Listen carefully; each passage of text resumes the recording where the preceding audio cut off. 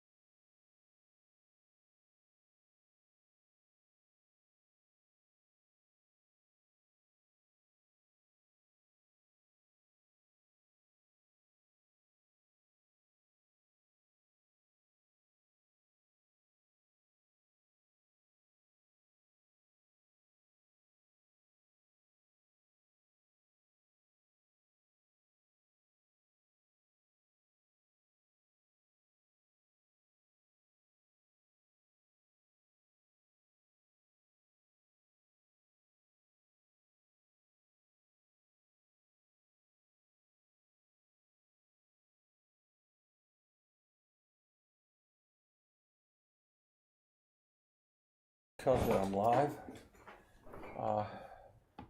Okay, I'm going to be doing two kinds of YouTube simultaneously now. I'm going to start my writing school, which I want everybody to join, and I will make this pitch for my writing school based on something that just occurred to me yesterday. I was coming back from a convenience store. We had with a six-pack, and it occurred to me for the first time that my communication ability, my ability as a poet, enabled me to win the most amazing jury trials in the history of the world. I've talked about them on my YouTube, so I don't want to go back to them, but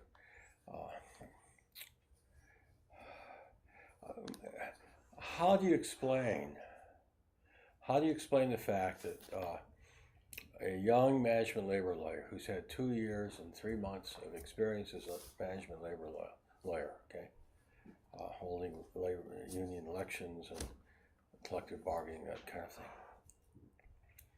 Never been in a courtroom, okay. Had no public speaking courses or experience at all. All right, so I find myself in federal court. This is my second jury trial, facing the senior lawyer of the largest law firm in Florida, Fowler White. You can Google everything I tell you. You can Google it. Boggs, blah blah blah. All right, I was facing Billy Giddon Sr. His son was a lawyer also, who was a senior partner of this firm. You know, offices in Miami, everywhere. And I was representing two partners in a car shop, detail shop, that did upholstery on cars and this was back in the 70s, and they put vinyl car tops on. That was a big deal then. Everybody wanted to be as phony as they could be. They thought vinyl was cool to have a vinyl car top. And you know, I've never told you I won this case because I wanted people to figure it out for themselves. See, I wanted you to deal with it, treat it as a thought experiment. See, my clients have bought 40,000. I'll give it to you in 25 words or less to show you how absolutely unthinkable it would be to file such a lawsuit. And no lawsuit like this has ever been filed before and never will be. My clients bought 40,000 sheets of vinyl from a bankrupt in Alabama, trucked them to Tampa, put them in a warehouse, insured them with Lloyd's of London for $320,000. They had only paid $10,000, okay, weeks before.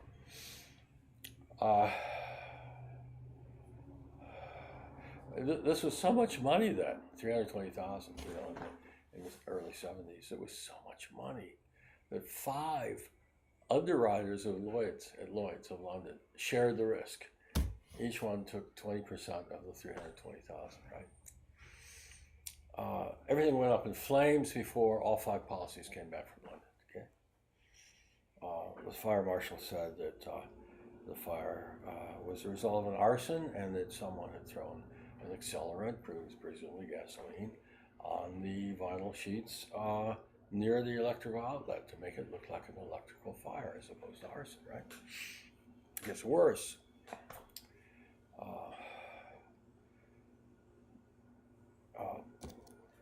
Lloyd's of London hires an investigator who finds a friend of my client's of 20 years, and this friend testifies or deposes under oath in the basement of the courtroom of Atlanta, federal court in Atlanta. I flew up there, and he deposed that under oath that my clients had confessed to the arson, and what was really worrisome was that he knew where the fire started. Okay.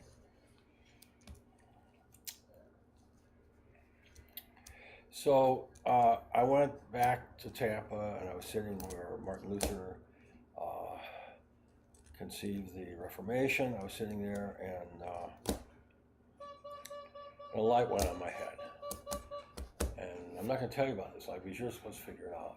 And the verdict after 5 days, and judge threatening to put me in jail 6 or 7 times for asking leading questions. The appellate court said Mr. Stahl did not ask a single leading question. It was intimidation. Schrecklichkeit, preußische Schrecklichkeit, Prussian intimidation. Okay? Preußische Schrecklichkeit, that's what it was.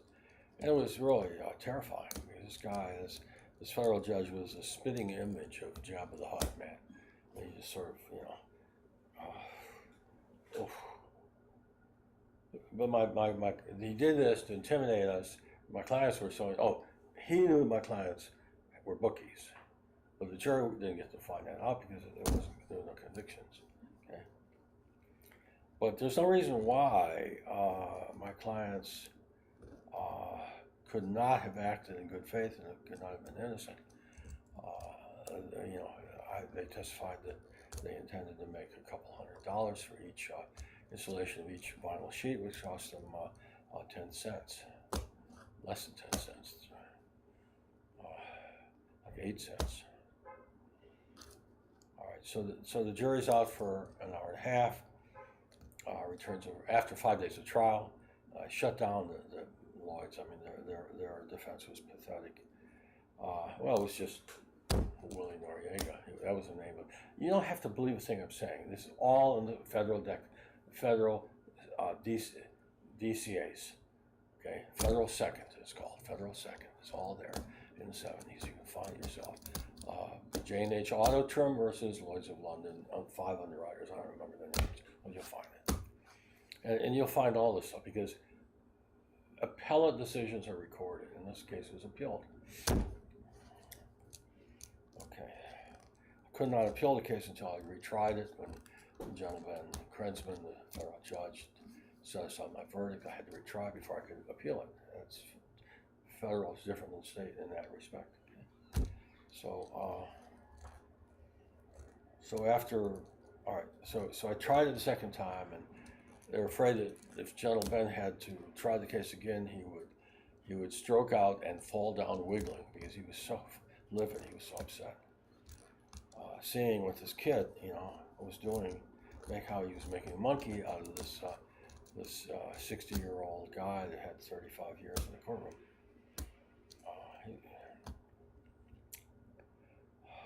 All right, so the jury comes back with 320 after an hour and a half of deliberation. Judge General Ben sets it aside after I have to try it again before a judge that the appellate court sent down from Pennsylvania to try the case. Okay, absolutely identical outline. 5 days of trial, jury out for an hour and a half, verdict $320,000. Well, that was in the mid '70s, so that's 3 or 4 times as much today. Okay, so the second federal judge sets aside the verdict against Lloyds of London and enters judgment for Lloyds of London on the grounds that the fraud's too obvious to allow the reasonable men couldn't differ. It had to be fraud. Well, that's nonsense, of course. And so after winning it twice, I had to appeal it, which I did. And the Federal Appellate Court of Appeals in New Orleans reinstated my verdict. Okay, imagine that. It's all in the law library. You can read it all. Everything I've told you. I haven't told you how I won the case. I'm not going to until somebody starts.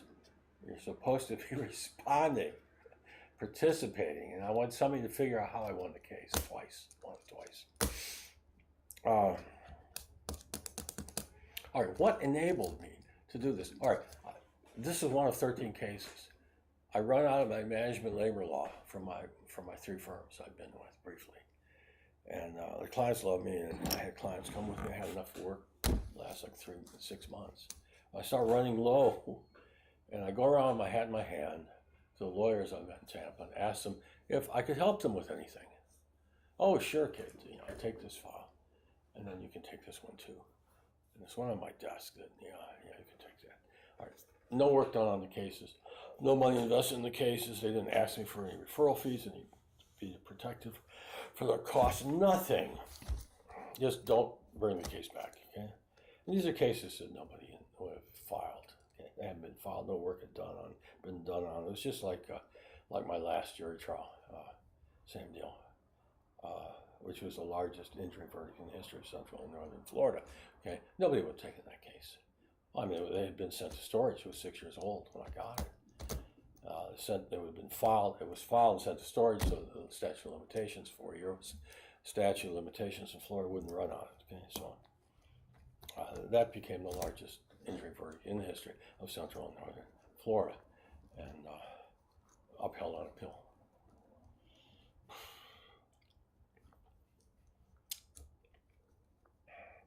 Okay, why am I? Oh, so I go around and I collect.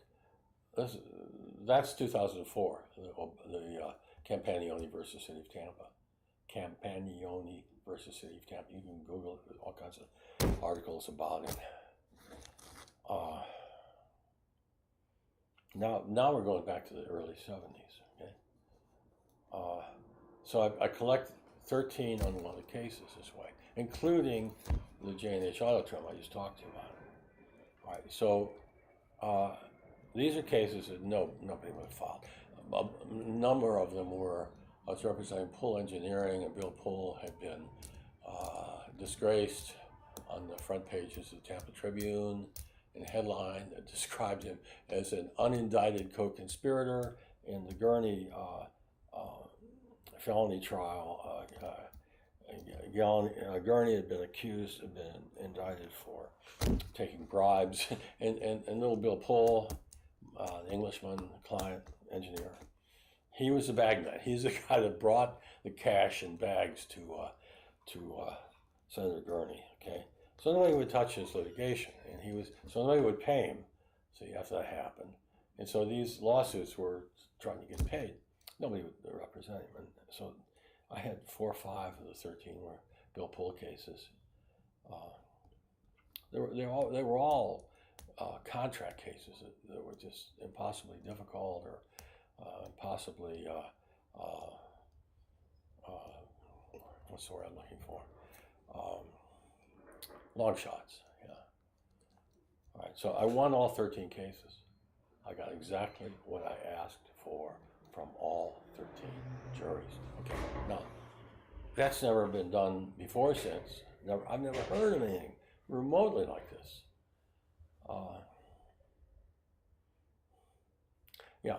So the epiphany I had, my epiphanic experience, okay, walking back from the convenience store, thinking about what I was going to tell you, about why I wanted to help you with your writing. The only explanation for this is that, I never wanted to be anything but a poet. I was a poet. I'm sure I'm as good or better than any poet of the New World, Poe, Walt Whitman included.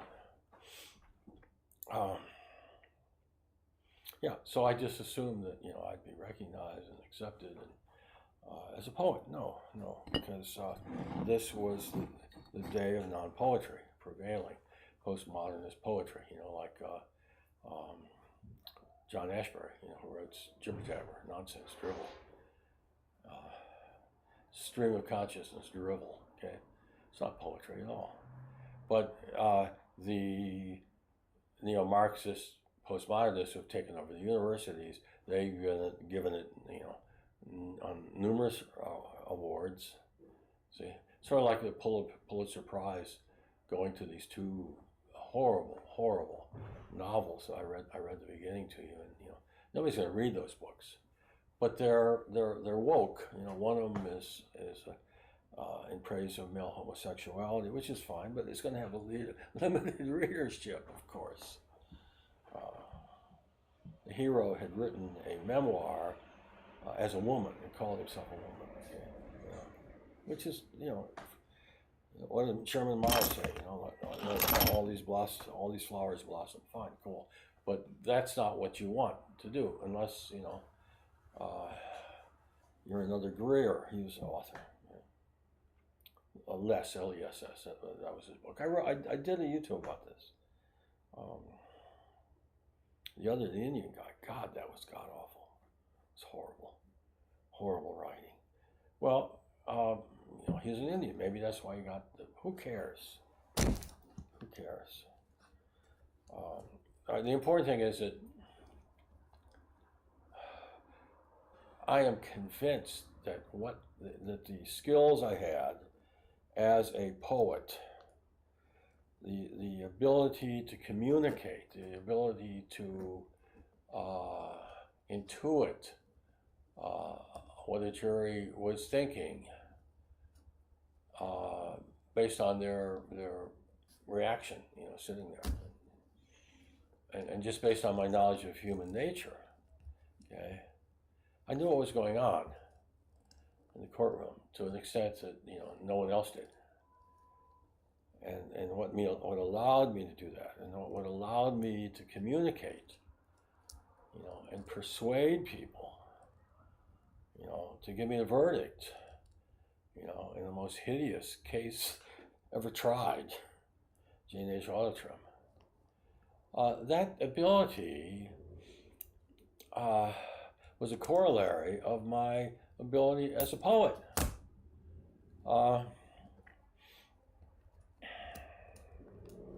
Before I go on to the next subject, I will give you a sample of this ability. This is probably the first poem I wrote when I was a farm boy in Michigan, maybe 18, 19 years old. A farm boy's impression of the coming of spring. I need to, maybe you haven't lived in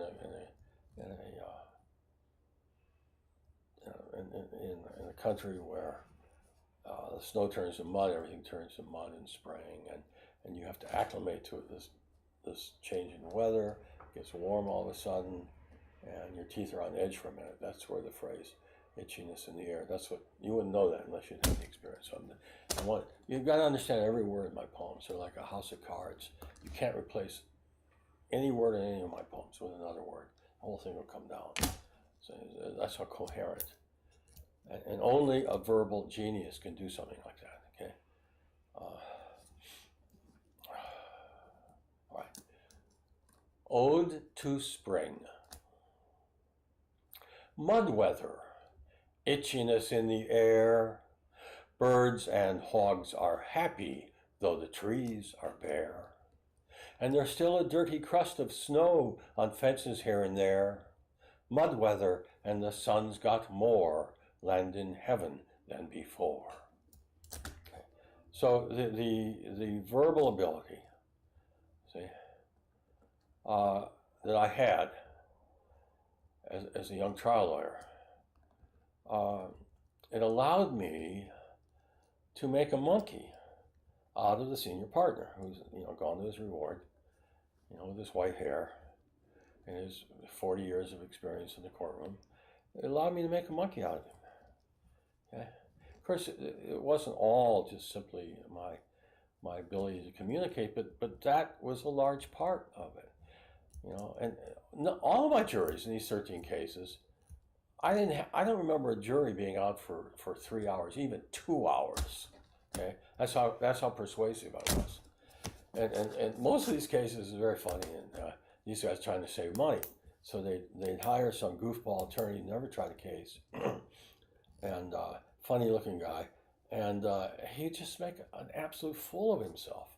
He said it's probably the only case he had ever tried. I had a few like that. It was funny. So much of our society is fraudulent. The idea of the trial attorney, and half of the attorneys call themselves trial attorneys, and these guys, most of them have never tried a case, the verdict, and they're calling themselves trial attorneys. Yeah. Most. The American lawyer has the worst reputation of any profession by far. I think he has in my lifetime. Let's not go into that. So I believe that my verbal ability has helped me. I think that the jobs I got, the 3 jobs I got I know the 3 jobs that I got with law firms, excellent law firms. The second one was Carlton Fields, Waterman, Smith and Cutler, one of the 2-3 most prestigious large firms in Tampa. I got the job. The guy, I was solicited actually. The head of the management labor law department came to me and asked me to work for him. Paul Sad, R.I.P. Everybody's R.I.P. now, pretty much, but me. So this verbal ability I had, I was selected by this real blue stocking management labor law firm in Greenville, South Carolina. It was the labor law firm, management labor law firm in Greenville, and the boss who said he hired me, and he said they interviewed 200 people. God, okay. So my verbal ability allowed me to do this. what does this have to do with, and it allowed me to consistently win big cases in the courtroom. My first trial, it was the largest broken nose injury verdict, probably up until the present time, possibly, and that was early 70s. Coates, C-O-A-T-S, no, there's no S, no E's, C-O-A-T-S v. Operating Engineers, who was suing a union, his union, for breaking his nose. And that was an astounding result. I checked the verdict survey, and typically back then you got $2,000 for a broken nose case, maybe $1,500. I got $25,000. And I stood up on appeal, and they loved the case. The guys in Lakeland, the appellate judges, oh, they loved it. The union appealed it. It was affirmed on appeal by 25 grand.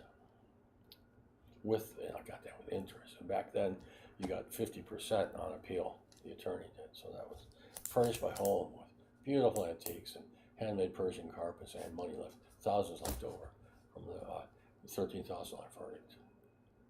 I mean fee, for $30,000 fee, with interest on the 25 grand. Yeah. So what does communication have to do with writing? Everything has everything to do with writing. Okay.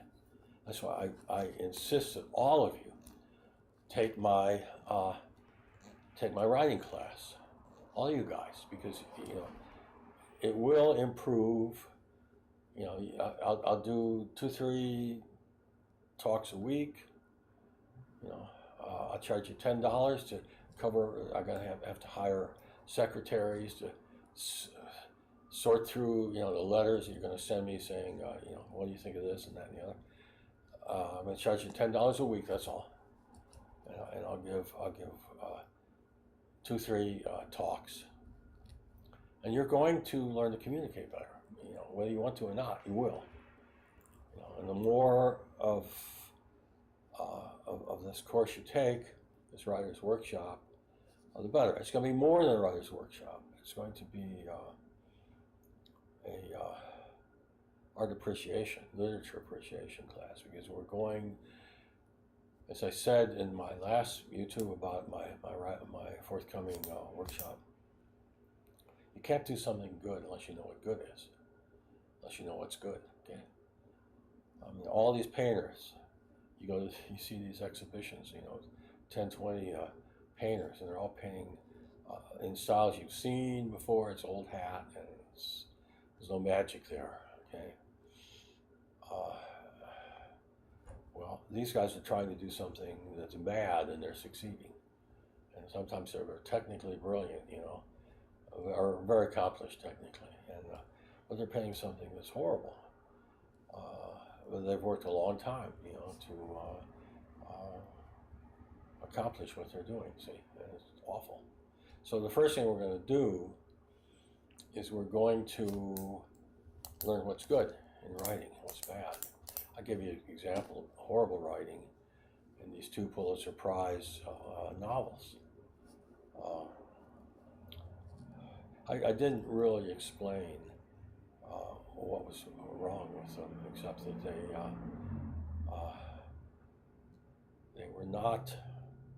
did not delight, enliven, and entertain, and that's what a novel must do, or a short story, or I guess any art must delight, enliven, and entertain.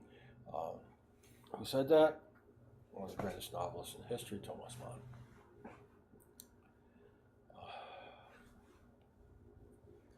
Damn conjunctivitis is going around like crazy, driving me nuts.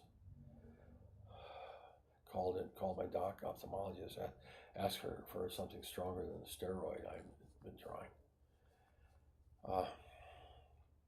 Okay, so the first thing we're going to do is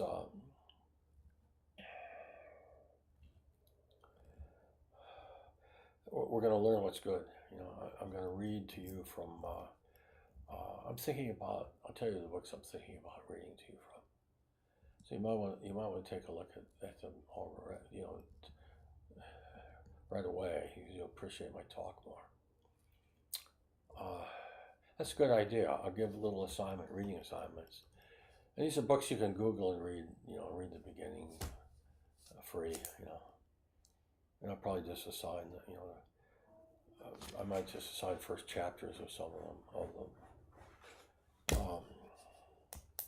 Yeah, I'm gonna have you guys read Down and Out in Paris and London, by George Orwell. It's two books in one. They're two totally unrelated novellas. One is Paris, one is London. The London is a bummer. It's a downer. I didn't enjoy it. I'm not going to recommend it. But the Paris, the first book, is just a delight. It's just so wonderful.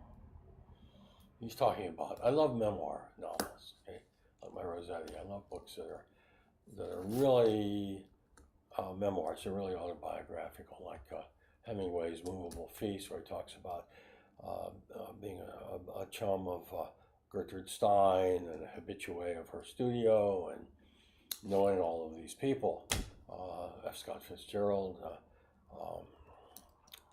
Picasso, etc., etc. Meeting all these people that were frequent, that were habitués of her studio, of Gertrude Stein's studio. So that's one of my favorites. Movable Feast by Hemingway, Paris, and Down and Out in Paris and London of George Orwell. So we'll read from those two books. See, what you're going to be doing is you're going to be learning communication from the greatest living verbal genius, the greatest living poet and prose writer, okay, fiction writer, okay. And if you don't believe that already, from the stuff I've read to you from my work, you will before you're through with this thing. And I'm not taking 2.6% like Iowa Writers Workshop. I'm taking everybody and trying to help everybody.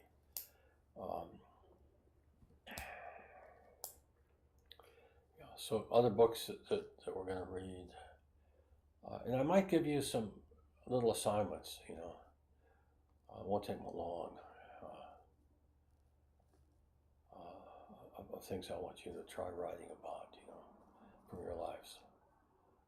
And then I will read something comparable I've done, and we'll talk about the attributes, you know, the qualities it should have. Memoir writing. Yeah, so I guess I want to talk about short memoirs and work on short memoir writing.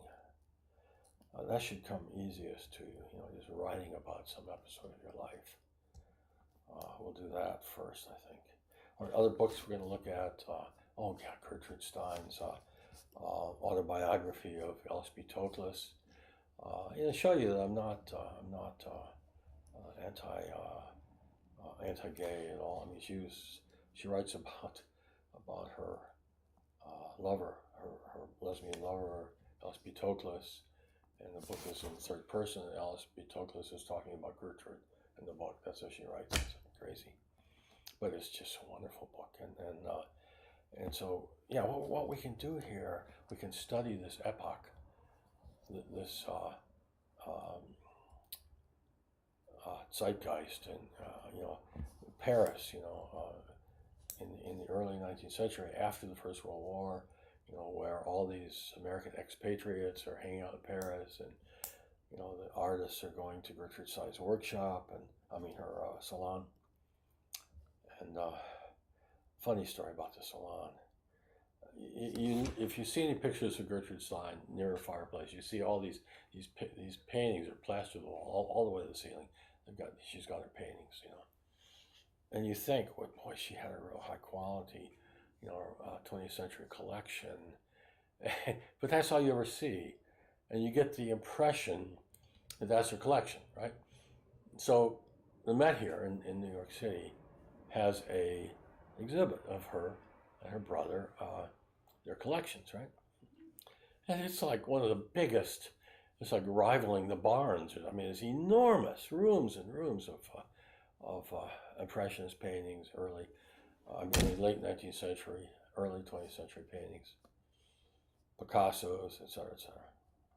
Yeah, so it gives you the wrong impression there. Yeah, I'm going to teach you things like this, interesting things, that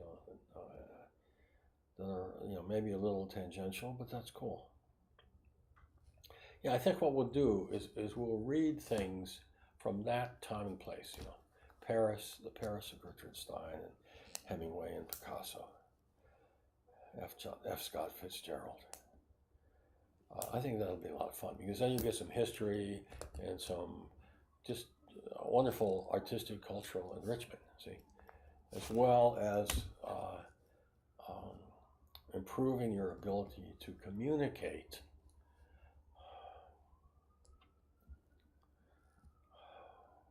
I think I'll read to you every week at least one chapter of Rossetti. I don't know if I'm going to be commenting on it until I finish what I'm going to do, which might be the first book, because I don't want you to be. I want you to just focus on the experience. I read the first chapter and I analyzed it, and then I realized, no, don't do that. Read the chapter without interruption, let people experience it, see. I might talk about, I'll probably end up talking about these chapters after I read them. What I have accomplished and how I accomplished it, and, I'll probably do that.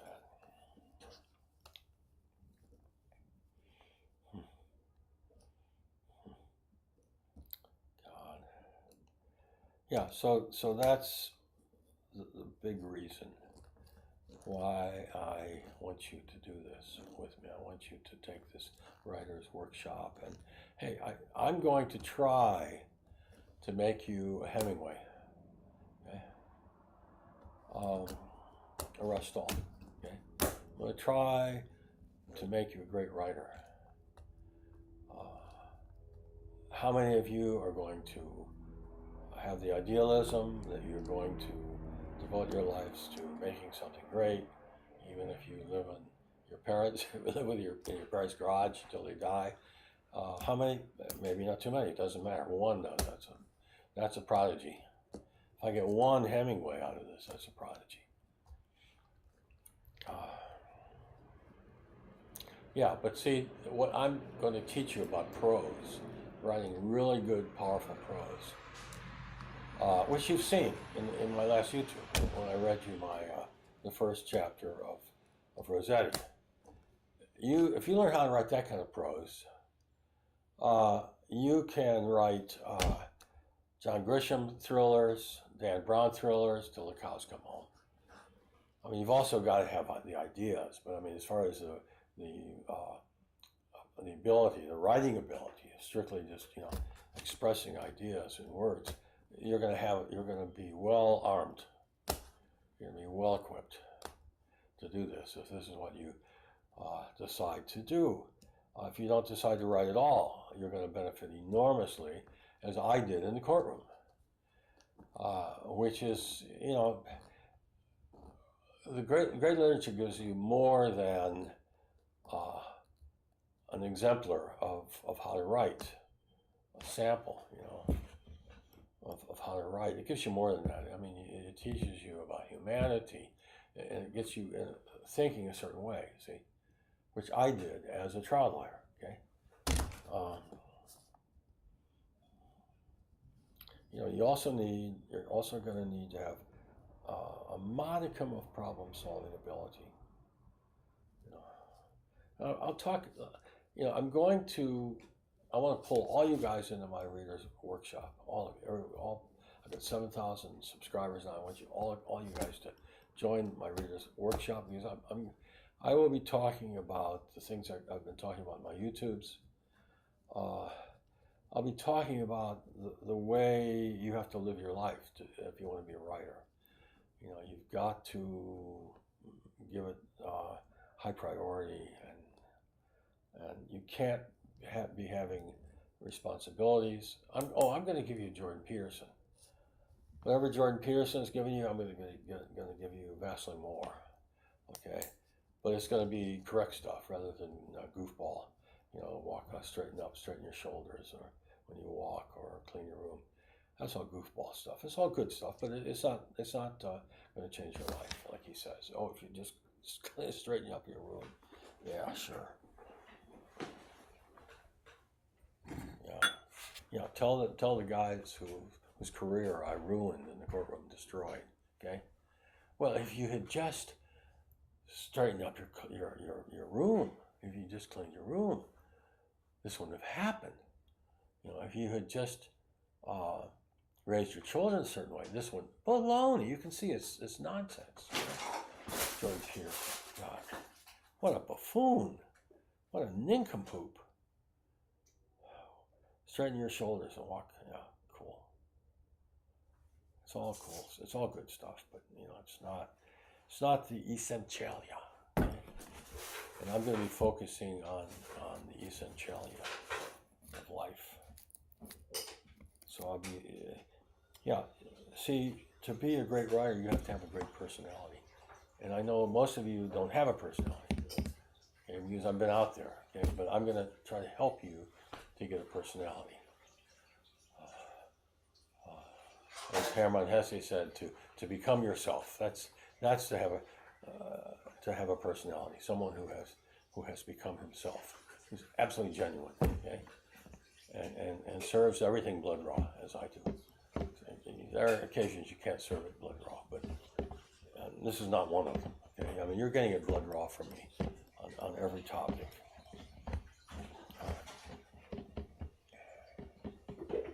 I think I'll do another YouTube today, not about my workshop and why I want you to participate in it. When will we be up and running, Tech, on our workshop? Today, okay. All right, check in later today and see if the first talk is available. And yeah. That's the only way you can learn, really. If Da Vinci had never seen a painting, he wouldn't have painted anything. See, so that's obviously how you learn. Some people learn more than others, but that's how everybody learns. And so you're gonna have a great time in this workshop, and you're going. I'm gonna make you become a better writer. Okay, I'm gonna force you to become a better writer and communicator. So. We'll get to work on that. We're going to work on opening up the workshop today. So check in with us. But what time, Tech? When should they check back? 2 hours. 2 hours. Oh, don't listen to them. You know, check back after dinner. Why don't you do that?